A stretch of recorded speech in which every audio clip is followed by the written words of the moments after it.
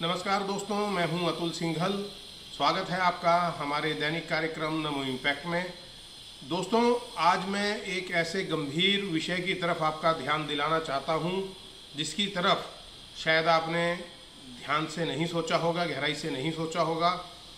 विषय है निश्चित तौर पर दिल्ली में जो हाहाकार मचा है, दिल्ली बेहाल हुई है वो।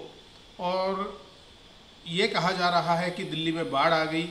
पिछले 45 साल की सबसे भयंकर बाढ़ ये है, सबसे ज़्यादा बारिश हुई है। लेकिन मैं इस बात से सहमत नहीं हूँ। दोस्तों, जल भराव दिल्ली में हुआ है। जल भराव को एक तरीके से बाढ़ का नाम दिया जा रहा है। लोगों का ध्यान भटकाने की कोशिश की जा रही है।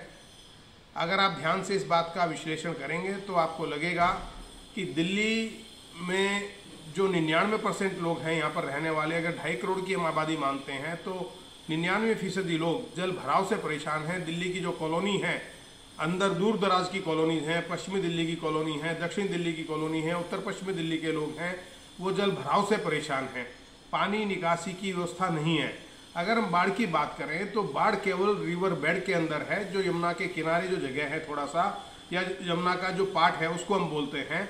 और उससे अगर प्रभावित लोगों का हम आकलन करें तो 1% से ज़्यादा लोग नहीं हैं। 1% का मतलब अगर हम दिल्ली की आबादी का आकलन करते हैं 2.5 करोड़ का, तो 2-2.5 लाख लोग होंगे। उसमें से भी जो सही रूप से प्रभावित जिनको हम कह सकते हैं वो बहुत कम लोग हैं। जैसे सिविल लाइन्स के कुछ घरों में पानी घुस गया, या जो हनुमान मंदिर के आसपास रहने वाले लोग हैं, या जो लोग प्रभावित हैं ज़्यादा वो हैं जो गैर कानूनी तरीके से रिवर बेड में रह रहे थे। यमुना के अंदर जिन लोगों ने अपने आशियाने बनाए गलत तरीके से, गैर कानूनी तरीके से, उनको ज़्यादा प्रभावित हुए हैं। कुछ किसान रहे होंगे जो वहाँ पे फसलें उगाते हैं, उनको निकाल लिया गया। लेकिन जो दिल्ली में समस्या खड़ी हुई है ये केवल बाढ़ की समस्या नहीं है, जल भराव की समस्या है।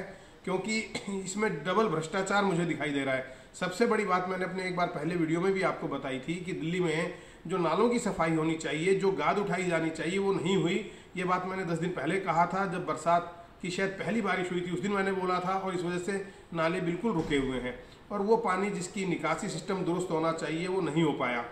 इसके अलावा जो उसमें भ्रष्टाचार था, अब बाढ़ के नाम पर लोगों का ध्यान भटकाया जा रहा है कि बाढ़ आ गई, और इस नाम पर जो है फिर भ्रष्टाचार होगा कई 100 करोड़ रुपए का। एनडीआरएफ की टीम पहले ही यहाँ पर आ गई थी, 16 टीमें लगी हैं जो यमुना बेड में रहने वाले लोग हैं उनको बचाने के लिए। लेकिन जो सबसे बड़ा एक विषय ये है, अब जैसे आपने खबर पढ़ी होगी या मैं नहीं पढ़ी तो मैं आपको बता दूं कि दिल्ली जल बोर्ड का रेगुलेटर टूट गया। अब रेगुलेटर क्यों टूटा? कहते हैं कि जी वो उसकी खराब था। वो खराब क्यों था? क्योंकि उसकी रख रखाव नहीं किया गया लंबे समय से। दिल्ली को मुफ्त पानी देने के नाम पर जल बोर्ड का एक तरीके से दिवाला निकला हुआ है। जल बोर्ड के पास पैसे नहीं है, जो अधिकारियों को काम करना चाहिए वो करते नहीं। जब तक किसी भी चीज़ की आप रख रखाव नहीं करेंगे तो वो खराब होकर निश्चित तौर पर टूटेगी। और इसी वजह से दिल्ली जल बोर्ड का रेगुलेटर जो इंद्रप्रस्थ में था वो टूट गया, और उसका पानी बैक फ्लो मार के यमुना का पानी सुप्रीम कोर्ट तक आ गया। किसकी गलती है जी? इसी प्रकार से बैराज के 5 गेट जाम है, 5 बैराज के गेट नहीं खुल रहे। खुद सौरभ भारद्वाज जो दिल्ली का यहाँ पर जल मंत्री हैं, उनका ये कहना है कि 5 बैराज के गेट नहीं खुल रहे, वो जाम हो गए। अगर वो खुल जाएंगे तो दिल्ली का पानी आराम से आगे बह जाएगा। किसकी गलती है? बाढ़ नियंत्रण विभाग के वो मंत्री हैं, जल मंत्री हैं। क्यों जी? रख रखाव नहीं किया गया। कोई भी चीज़ है, मशीनरी आपने देखा पुराने समय में भी, आप भी अपने घर की मशीन को कभी चलाएंगे, उसके अंदर तेल पानी डालेंगे, उसको ठीक करेंगे, ग्रीसिंग करेंगे, तो गैराज के गेट्स की ना तो रख रखाव हुआ, ना उनकी कोई ग्रीसिंग हुई, ना उनको साल में 1-2 बार खोल बंद करके देखा गया। बैराज तो यमुना पर जगह जगह हैं, गंगा पर बैराज बने हैं। जो हथनी कुंड की बात करते हैं वो भी बैराज है, वो तो ठीक तरीके से अपना काम कर रहा है। अब मुख्यमंत्री ने चिट्ठी लिख दी कि वहाँ से पानी जो है नियंत्रित किया जाए। अब या तो मुख्यमंत्री जो है वो IRS है, उनको शायद इंजीनियरिंग का नहीं पता होगा कि बैराज क्या होता है और बांध क्या होता है, बांध में क्या फ़र्क है और बैराज में क्या फ़र्क है। दिल्ली में बैराज है तो पता नहीं वो कैसे काम करते हैं। बांध पानी को बांधने का काम करता है, लेकिन बैराज तो थोड़ा सा रेगुलेट तो कर सकता है। लेकिन अगर उसकी 1 लाख क्यूसेक पानी की क्षमता है और 6 लाख क्यूसेक पानी आ गया तो आगे जाएगा ही जाएगा। चिट्ठी लिखने से दिल्ली के लोगों को राहत मिल जाएगी, ये बात समझ से परे है कि चिट्ठी लिख दी, दिल्ली के लोगों को अपील कर दिया, स्कूल कॉलेज बंद कर दिए। इससे क्या मतलब है जी? इससे महत्वपूर्ण एक बात और, दिल्ली के जिन इलाकों में इस वक्त पानी भरा हुआ है, जल भराव की समस्या है, वहाँ से जल निकासी नहीं हो रही, वहाँ पर निश्चित तौर पर महामारी फैलेगी। महामारी फैलने का खतरा हो गया है, स्वास्थ्य सेवाएं चरमरा जाएंगी।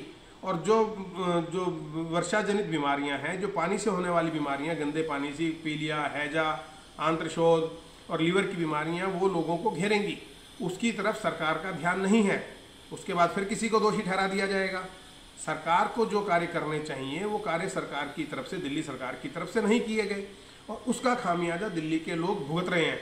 और ये कहा जा रहा है कि जी सबसे ज़्यादा बारिश आ गई, पिछले 45 साल का रिकॉर्ड तोड़ दिया, 41 साल का रिकॉर्ड तोड़ दिया। मेरा आपसे सवाल है कि आपने जो है घर में एक बाल्टी पानी डाला, आपकी नाली जो जिससे पानी निकलता है उसका आधा इंच का साइज है, एक लोटा पानी डालेंगे तो 1 मिनट में निकल जाएगा, एक बाल्टी डालेंगे तो हो सकता है कि वो 2 मिनट में निकल जाए, 5 मिनट में निकल जाए। अगर आपका व्यवस्था चुस्त दुरुस्त है, निकासी की ड्रेन ठीक है आपका सिस्टम, तो कितनी भी बारिश हो जाए वो सिस्टम जो है थोड़ा सा 1-2-3 घंटे बाद निकल जाता है। लेकिन यहाँ पे पानी निकलने का कोई सवाल नहीं है, बल्कि यमुना का पानी दिल्ली में घुस रहा है। जैसे मैंने आपको बताया कि वो रेगुलेटर टूट गया दिल्ली जल बोर्ड का, इसी प्रकार से गेट आपके जो है गेट बंद हो गए, गेट नहीं खुल पा रहे हैं। उनको कह दिया गया जी गेट को काटेंगे, वहाँ पे गाद फंस गई। अरे जब आप रखरखाव नहीं करेंगे तो गेट तो जाम होंगे ही होंगे, पानी के अंदर लोहे के गेट हैं। तो इस प्रकार की दिक्कतें हैं। केवल आपने ट्वीट कर दिया, केवल आपने चिट्ठी लिख दी, केवल आपने अपील कर दी, केवल आपने कॉलेज बंद कर दिए मुख्यमंत्री जो सोचें कि इससे जो है दिल्ली के लोगों को राहत मिल जाएगी, तो ऐसा बिल्कुल नहीं है। और मैं अपने चैनल के माध्यम से आपसे अपील करूंगा कि आप पानी के मामले में थोड़ा सतर्क हो जाइएगा और ये ध्यान रखिएगा कि पानी को उबाल कर पिएँ, पानी को छान कर पिएँ, पानी को साफ करके पिएँ। और जो बीमारियाँ फैलने का खतरा है, जो आशंका है वो मंडरा रही है, उससे आप सावधान रहें और अपने आप को खुद सेफ रखें और अपने परिवार को भी बचाए रखें, ऐसी मैं आपसे उम्मीद करता हूँ।